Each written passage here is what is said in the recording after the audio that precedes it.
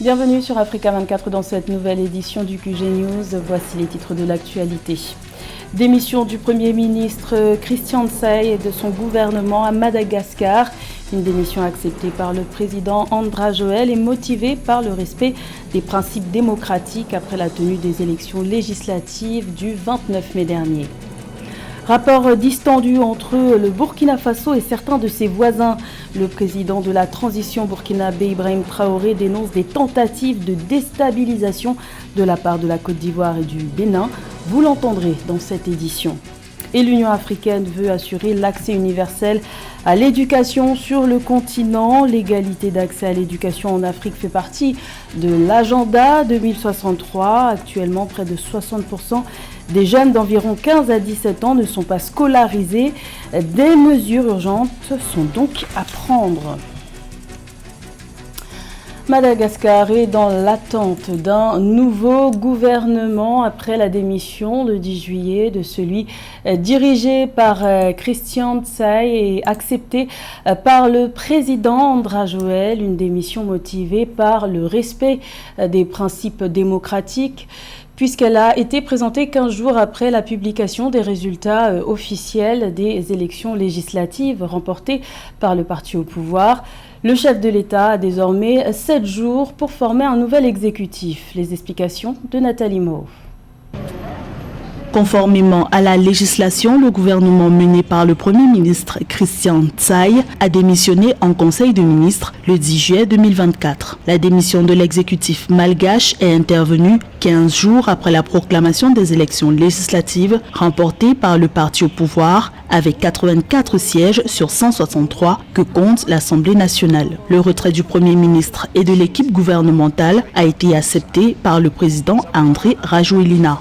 Après consultation du Premier ministre et des membres du gouvernement, dans le respect des normes démocratiques, j'approuve la démission de l'exécutif. Le président André Rajoelina dispose d'un délai de 7 jours pour désigner un nouvel exécutif. Selon des observateurs, si la reconduction de Christian Tsaye en fonction depuis 2018 est possible, le président Rajoelina envisagerait une recomposition de l'équipe gouvernementale. Cette probabilité a été évoquée lors d'un déplacement dans la ville côtière de Tamatave le 16 juin 2024.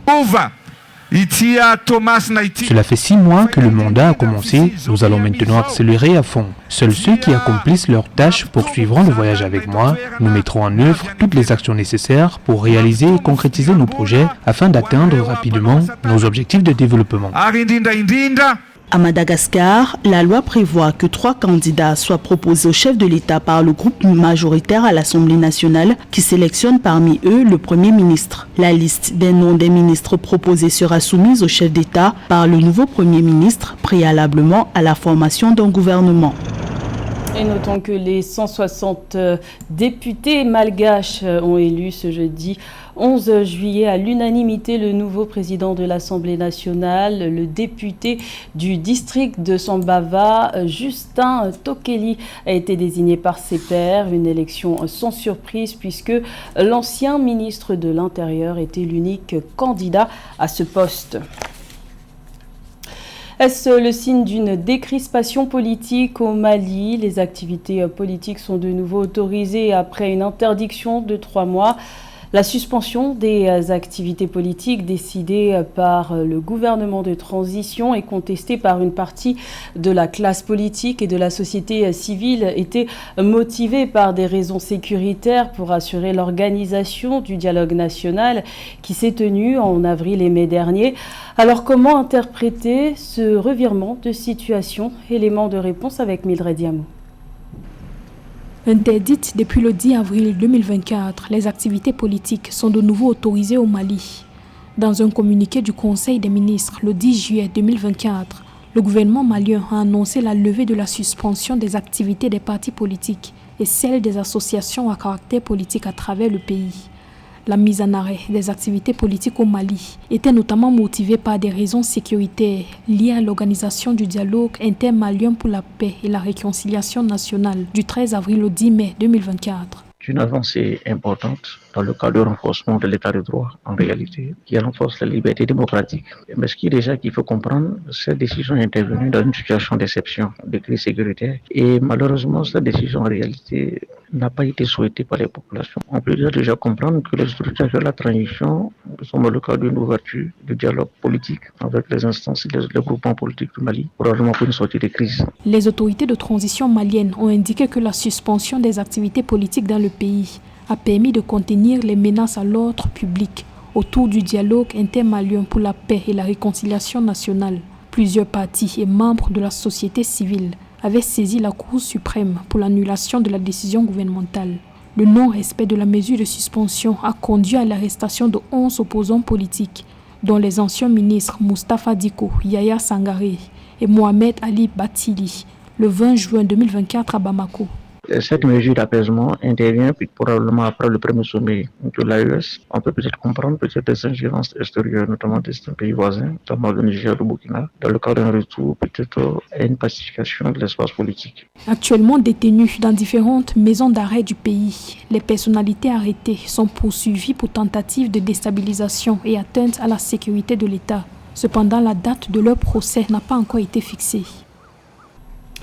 Relations distendues entre voisins en Afrique de l'Ouest. Le président du Burkina Faso, le capitaine Ibrahim Traoré, a accusé ce jeudi, lors d'une allocution télévisée, la Côte d'Ivoire et le Bénin d'héberger des individus qui tenteraient de déstabiliser son pays. Depuis quelques mois, les relations entre la Côte d'Ivoire et le Burkina Faso ont été émaillées d'incidents, notamment au niveau de leurs frontières communes. Il convient de rappeler qu'en janvier dernier, le Burkina Faso a décidé avec le Niger et le Mali de se retirer de la CEDEAO pour former l'Alliance des États du Sahel, ce qui a été diversement perçu par les autres pays membres de l'organisation ouest-africaine. Écoutons un extrait des déclarations du capitaine Ibrahim Traoré. Il y a bel et bien à Abidjan un centre des opérations pour déstabiliser notre pays. Personne ne peut le nier et nous vous ferons les preuves dans les jours suivants. Nous vous montrerons des preuves physiques. Vous allez comprendre de quoi nous parlons. Personne ne viendra nous dire qu'au Bénin, il n'y a pas de base française dirigée contre nous. Nous avons les preuves sous la main. 2 bases importantes.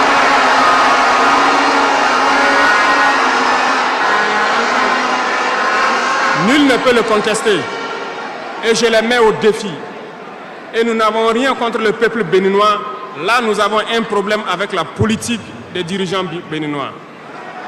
Et nous le disons haut et fort encore.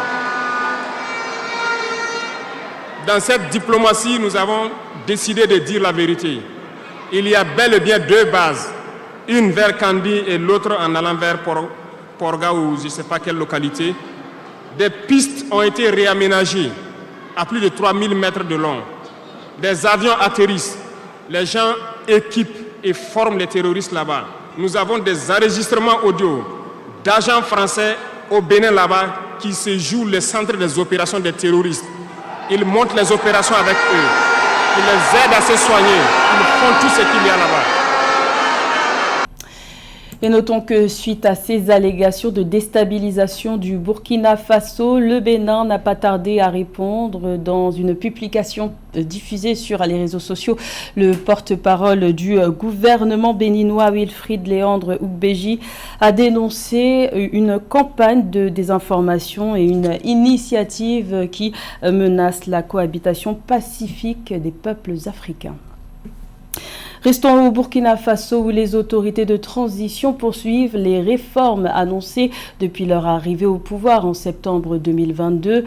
Le futur code minier est actuellement soumis au vote des députés de la transition. Une étape importante puisque ce secteur représente 16% du PIB national, un secteur porteur de croissance que les autorités entendent réglementer pour assurer une gestion responsable des sites. Les explications de Marie-Roger Kouao. Le secteur des mines au Burkina Faso est considéré comme l'un des plus dynamiques de l'Afrique de l'Ouest. Le pays possède en effet des ressources minières variées, notamment l'or, le zinc, le cuivre, le manganèse, répartis sur l'ensemble du territoire, mais souvent mal exploités. Des pratiques qui entravent la préservation de son patrimoine naturel. La fermeture et la réhabilitation des sites miniers, des enjeux essentiels enseignés aux différents acteurs de ce secteur afin de préserver l'environnement et de mieux gérer les impacts socio-environnementaux. Au regard des enjeux de cette activité, j'engage donc tous les acteurs ici présents à une pleine participation aux travaux qui devraient permettre, à terme, d'examiner les défis actuels liés à la réhabilitation et à la fermeture des sites dans les secteurs miniers, de partager les meilleures pratiques nationales et internationales en matière de réhabilitation et de fermeture minière, de définir les grandes lignes directrices de réhabilitation et de fermeture des sites miniers au Burkina Faso. Le ministère de l'Énergie, des Mines et des Carrières entend examiner les défis liés à la réhabilitation et à la fermeture des sites miniers, partager les meilleures pratiques nationales et internationales et définir des lignes directrices en vue de lancer ces processus au Burkina Faso. On enregistre déjà le renforcement des contrôles sur les sites miniers et la fermeture de plusieurs activités sur les mines clandestines. Le secteur des mines est l'un des secteurs les plus dynamiques aujourd'hui et depuis 2009, c'est l'un des secteurs qui apporte plus de revenus, de devises au pays. Donc, compte tenu de l'importance de ce secteur, il était normal que nous puissions implémenter un suivi-contrôle et également assurer une gestion dans toute sa transparence de l'industrie extractive.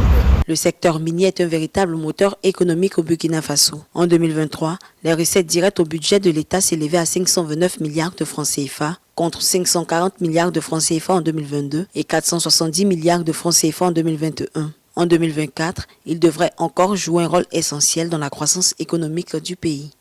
L'égalité d'accès à l'éducation en Afrique fait partie de l'agenda 2063 de l'Union africaine. Et pour cause, près de 60% des jeunes de 15 à 17 ans ne sont pas scolarisés. C'est dans ce contexte que s'est tenue, il y a une semaine en Éthiopie, la première conférence panafricaine sur l'éducation des filles et des femmes en Afrique. L'accès universel à l'éducation est l'une des priorités de l'Union africaine qui multiplie les initiatives pour stimuler l'éducation sur le continent. Plus de détails avec Sarah Meyemele et Edith Lamna. L'Afrique subsaharienne présente les taux d'exclusion scolaire les plus élevés de toutes les régions du monde. Plus d'un cinquième des enfants âgés de 6 à 11 ans ne vont pas à l'école. Ce chiffre s'élève à un tiers des jeunes de 12 à 14 ans et près de 60% des jeunes de 15 à 17 ans ne vont pas à l'école selon l'UNESCO. Face à cette situation, le Centre international pour l'éducation des filles et des femmes en Afrique, institution spécialisée de l'Union africaine, se consacre à la promotion de l'accès à l'éducation en Afrique. La campagne Africa Educates Her et la stratégie continentale d'éducation pour l'Afrique font partie des stratégies et des cadres mis en place par la Commission de l'Union africaine pour promouvoir l'éducation sur le continent. We have the Agenda 2063 and Agenda 2063 has an aspiration 6 and this aspiration 6. Nous avons l'aspiration 6 de l'Agenda 2063 qui met l'accent sur le fait que les femmes et les jeunes sont les principaux moteurs de l'Afrique et que nous devrions considérer les femmes comme les principaux moteurs pour enrichir l'Agenda 2063 et atteindre l'Afrique que nous voulons.